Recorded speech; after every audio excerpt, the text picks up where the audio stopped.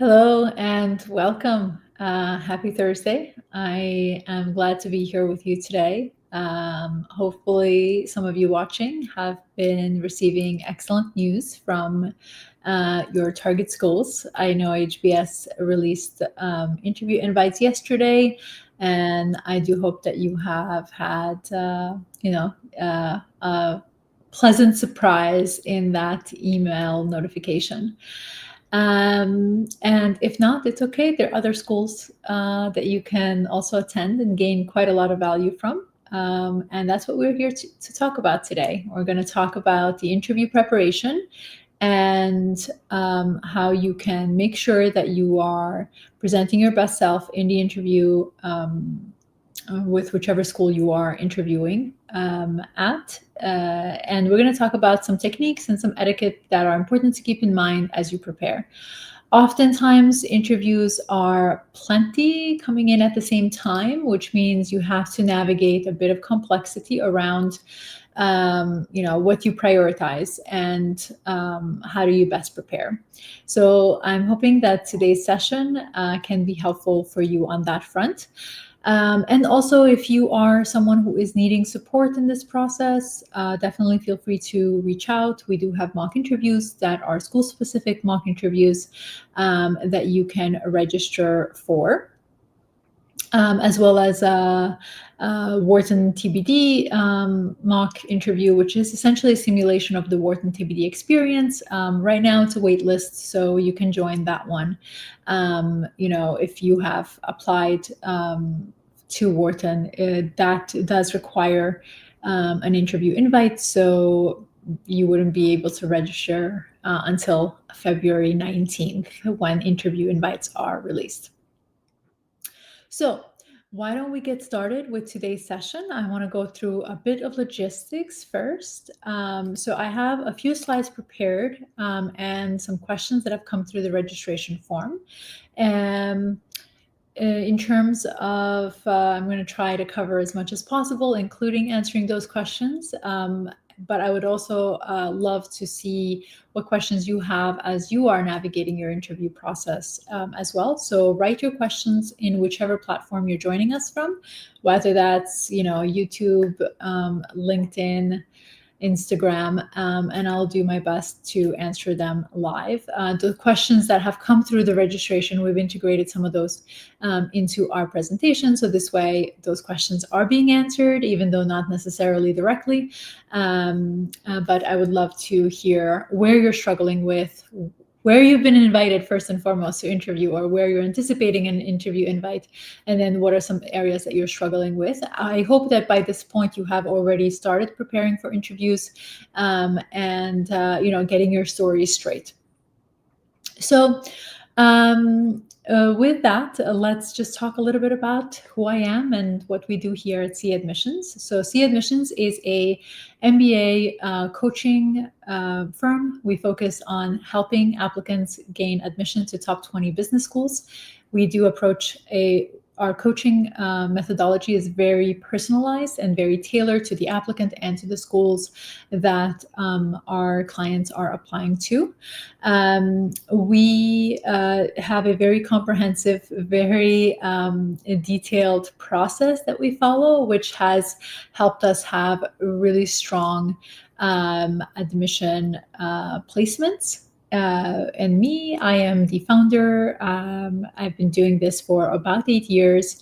And over this period of time, I have gained insights around what schools are looking for, what are some patterns of details that are expected in this interview process, and obviously admission process as well. And I'm really glad to be here today to cover some of the etiquette elements around the interview. So first and foremost, we're going to talk a bit about the interview formats. What are some do's and don'ts and common interview questions, and how you should be thinking about them in terms of your responses to those questions.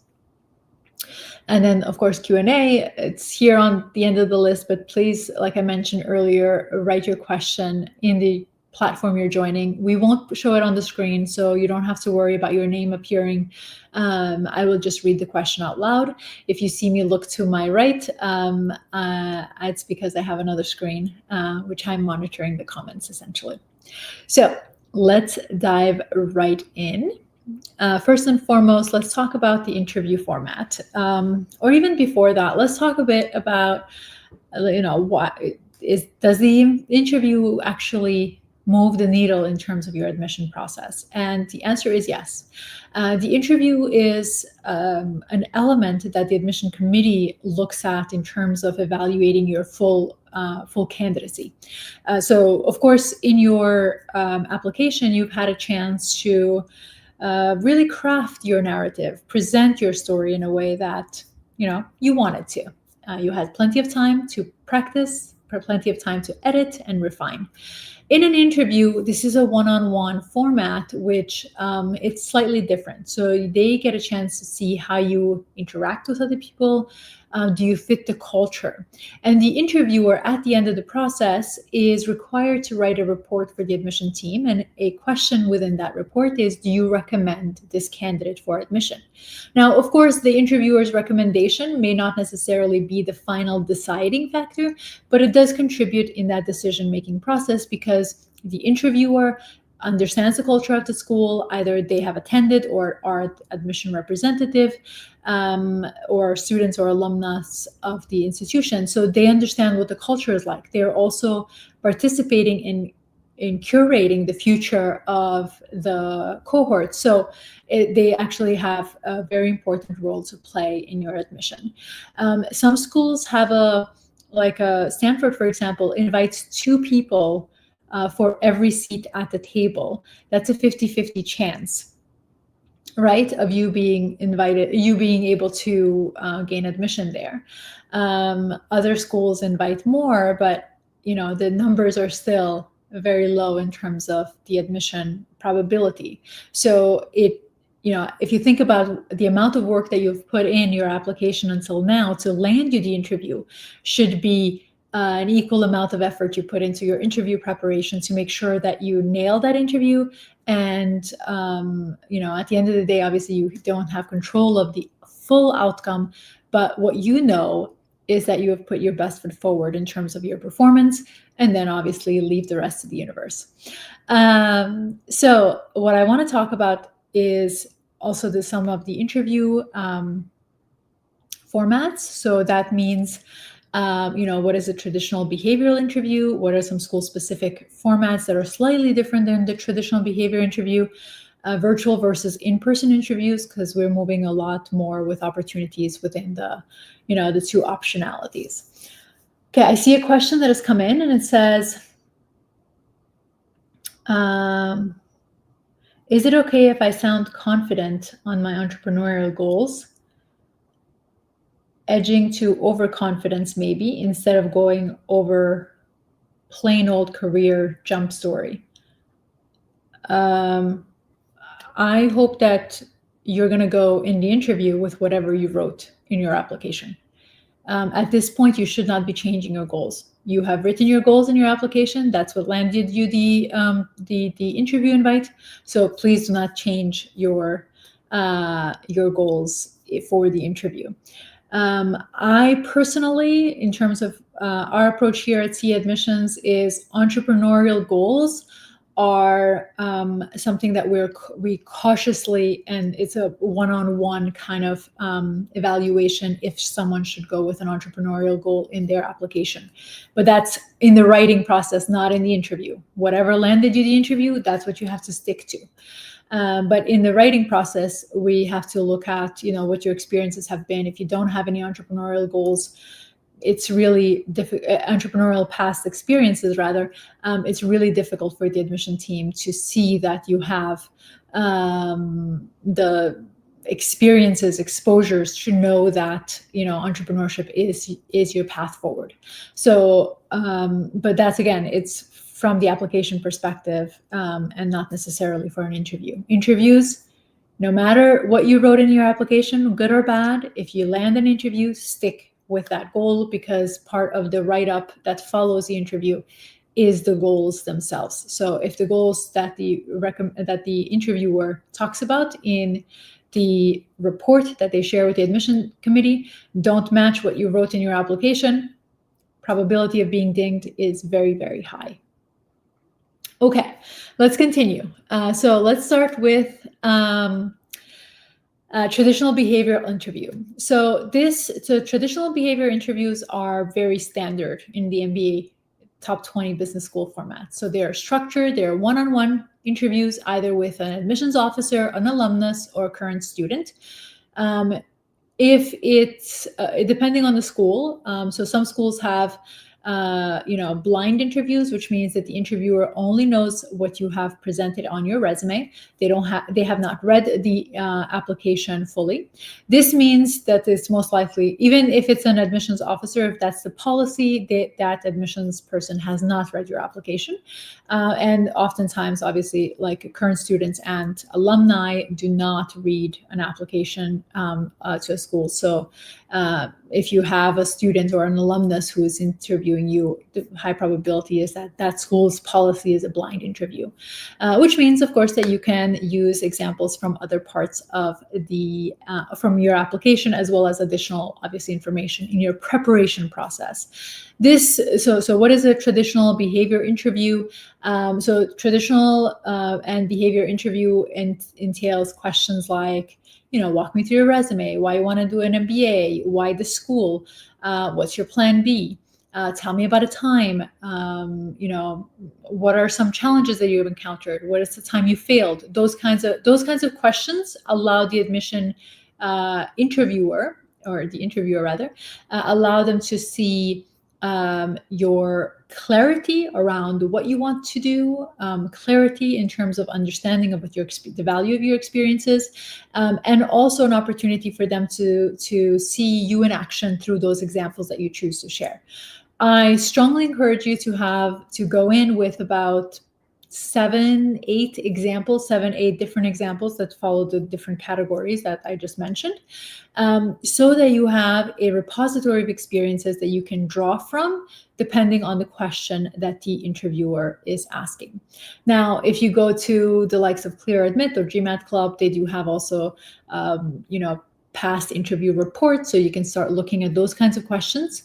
But remember that your answers must be unique to you, and you are presenting them from your own vantage point. Schools that have traditional behavior interviews are Booth, Columbia, Kellogg, and the M7. One would categorize also maybe MIT Sloan, that are more on the behavior-focused, traditional sort of and behavior-focused interview style. Expect here that this is going to be a structured interview, and it's going to be conversational. So you should not be going into an interview with rote memorization of your answers. That is actually a recipe for disaster, because the interviewer can choose to change slightly the way that the format in which they ask the question. And you always need to be able to answer a question in the way that it's being asked. So paying attention to the question itself is going to be important, and I'll talk a little bit more about that afterwards. I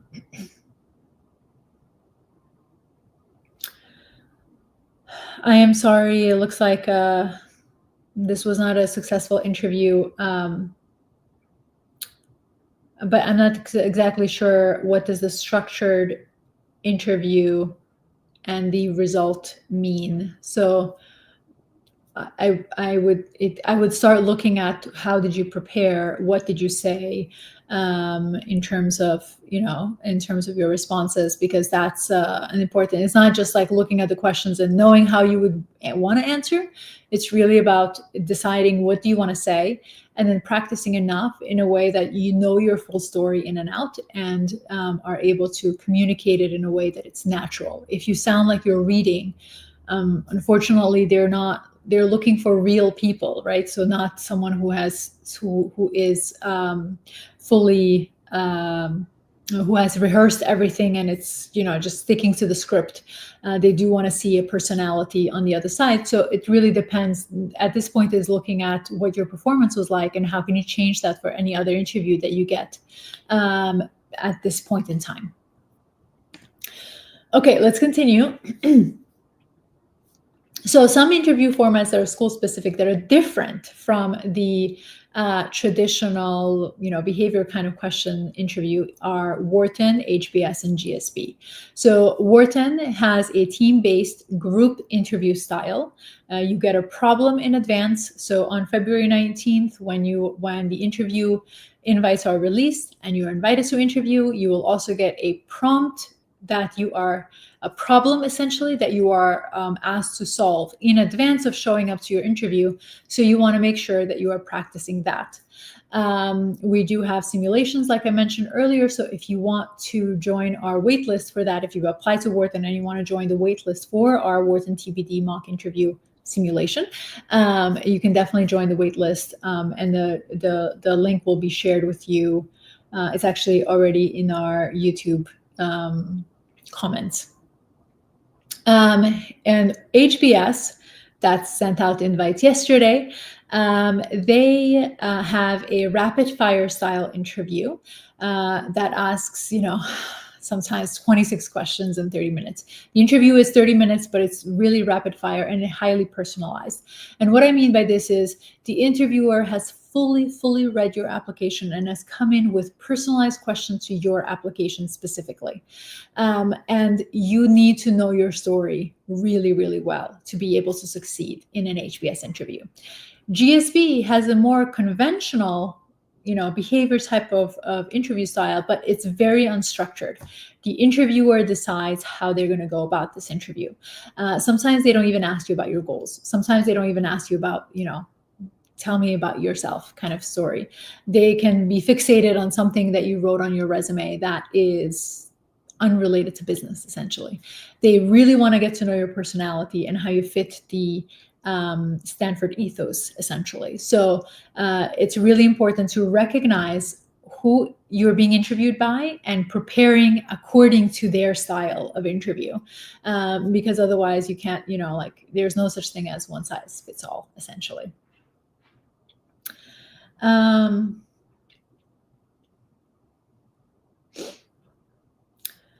So there's another question that came in. This is Kira interviews.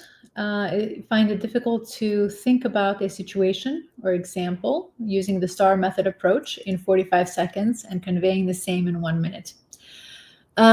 This is essentially where you go in fully prepared with a lot of different examples. You need to know what the style, what are some typical questions that the school typically asks through their Kira platform, and prepare as many examples as possible, so that you can, the likelihood of having or being able to use that example become higher when you have a chance to actually practice different or choose different examples, and then be able to say, okay, the example that I prepared was answering a different question, but I can still use the core of that example to answer this question. That's essentially the intent here. And that's why I always say don't memorize responses, because that is highly probable in an actual interview, whether it's Kira or not. Okay, let's continue. So you have options between in-person and virtual interviews. This is something that's really important to consider as you're preparing for interviews, because it affects a few different things. What this means is it affects your preparation, and it affects obviously how you show up. For an in-person interview, you're going to bring a copy of your resume, but you cannot bring your notes, which means you have to really internalize your stories. You are going to want to remember in an in-person interview that the moment you step foot around campus, around the bigger institution, right, you are in interview mode, right? No matter what time your interview is. It's not just how you show up in front of the person who's conducting an interview. The entire time you're there is an interview. And presenting your best self at all times is obviously an important thing. So if you have an interview that's in a week's time, an in-person is not the way to go. You don't have enough time to prepare, especially if you haven't done any preparatory work So I would say for those, go with the virtual interview. In a virtual interview, you have the chance to have notes around you, have your questions prepared in advance. Obviously, in person as well, you can do that. But outside of your questions, that's essentially all the notes that you can bring. And in a virtual interview, you can have like post-it notes around. You can have your write-ups, your bullet points, whatever you want to communicate around you, because this is not the GMAT or the GRE, right? They're not going to say, show me your desk. It's going to be obviously an interview, and you're going to, at this point, we're all accustomed to video interviews. So this shouldn't be that difficult from that point, but still, one recommendation, if you haven't received an interview yet, for any school that you do receive an interview, try to book your interview as far out as possible, giving yourself ample time to actually prepare and do as many mocks as possible. And solicit your friends, colleagues, anyone who is willing to ask you a few questions on your, on the interview. Definitely try to have as many mock sessions as possible, because it's different interviewing or preparing with another person as opposed to just like reading it out loud to yourself. Excellent. So we're going to go into the etiquette of, an interview, and we're going to start with don'ts. So first and foremost, don't ramble. Or also the other side of that is don't come in overly rehearsed. There is a high chance that you will be asked a question you did not prepare for in advance.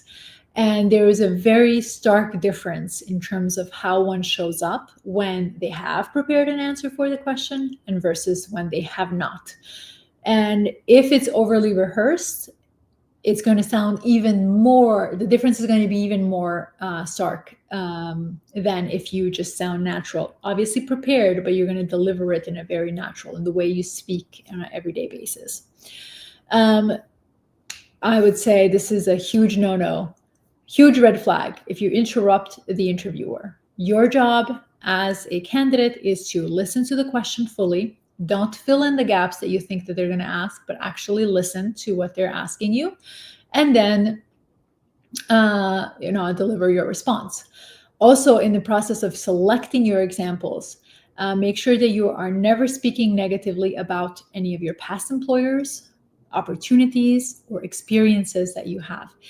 Look at every experience that you're going to share as a learning opportunity. So if something didn't work out, it's not your employer's fault. It's an opportunity for you to showcase what did you learn from that experience. In terms of, how to show up, you don't want to be too casual. They're not your friend, even though some interviewers have a really good knack for making you feel extremely comfortable. And you also don't want to sound overly formal, because that means that you're placing a barrier that they can't see who you really are. So you want to try to have a balance between the two. And then, of course, this is part of every interview. You want to send that thank you email. It's part of the interview. No one's going to ask you for it, but it's something that you need to know. You send the thank you email to your interviewer afterwards. This is something that you need to do in job interviews, but especially in your MBA interview, you want to make sure that you are sending that thank you email, typically the same day, if not the latest in 24 hours post your interview.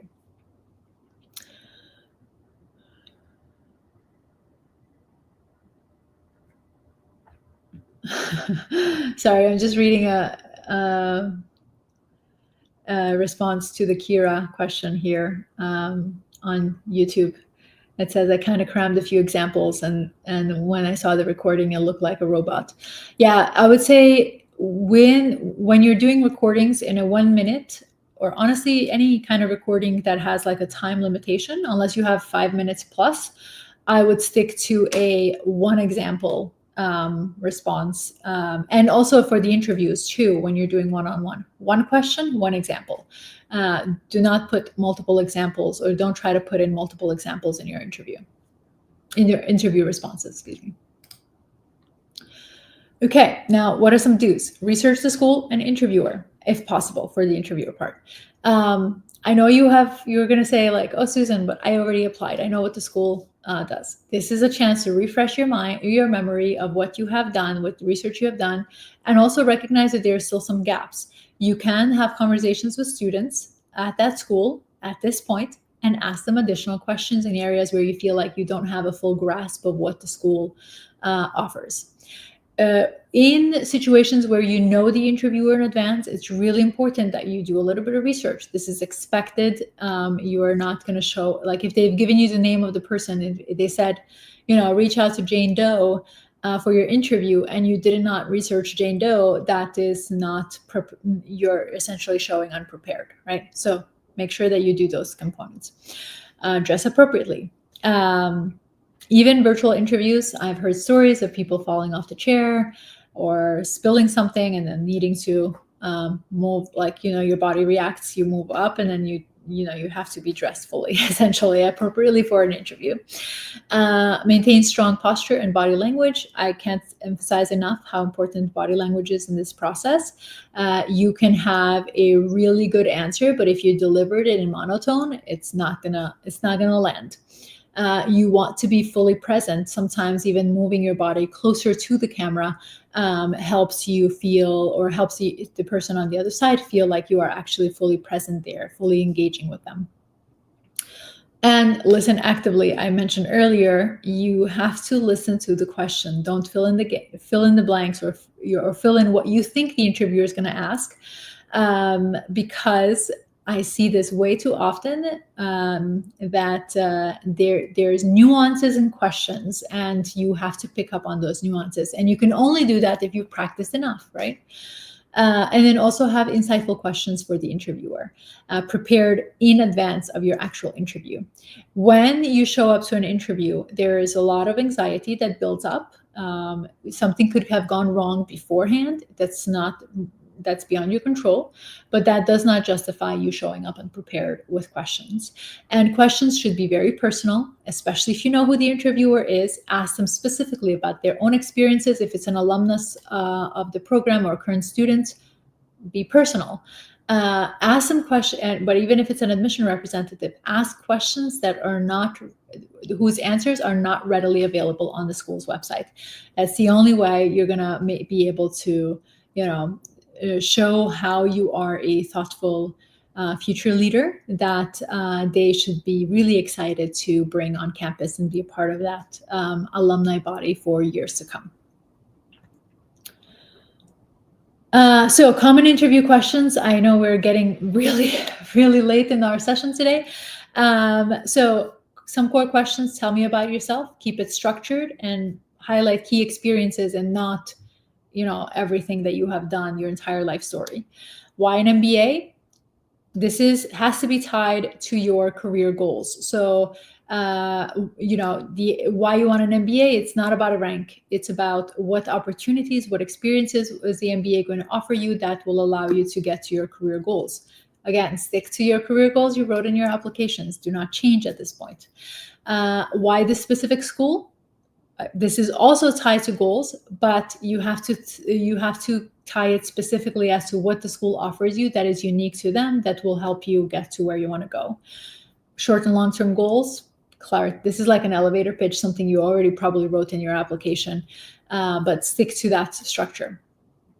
Some of the challenging questions is, what is your biggest weakness? Choose a real weakness. Don't say I'm a perfectionist, and keep it like it's not a weakness. It's actually be authentic, choose a weakness, but also show how you have improved on that weakness. So what have you done to work on that weakness? And then also, what do you plan to do in terms of continuing development of that, right?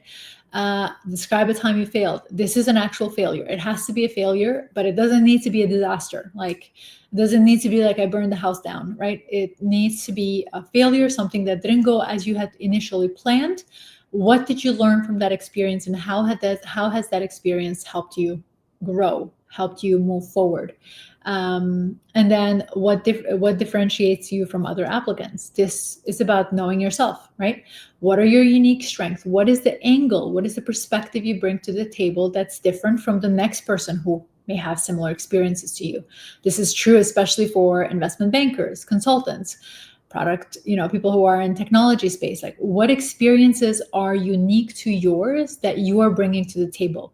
Now, don't be overly fixated on other applicants, right? Just focus on you. What is your strength? Because you also don't know who are the other applicants. Like, do they have experiences like you or they don't? The focus here is you. What is the biggest strength that you bring to the table? Perfect. All right. I think I saw a question show up. Tell me about yourself. This is about what is your core values? What do you care about? And how has that permeated throughout the rest of your application? I always say focus on a theme, and that theme is going to be the anchor in which you tell your entire story, your entire experiences that you've had. What makes you unique? I tend to like to answer this question with a perspective that makes you unique. So I typically like to add, what is a perspective that makes you unique? And this allows you to really be a little bit more vulnerable in your perspective taking, but make it authentic, that will show up through the rest of your answers, right? Again, this is not something that you just show up to an interview. You have to prepare and you have to practice a lot in order for you to be able to answer these questions and have thought about your entire application holistically, because that's how the admission team is looking at you when they're reviewing your candidacy, when they compare you to the next person who is also with similar background to yours. So, have your answers first written down, and then go back and look at it holistically.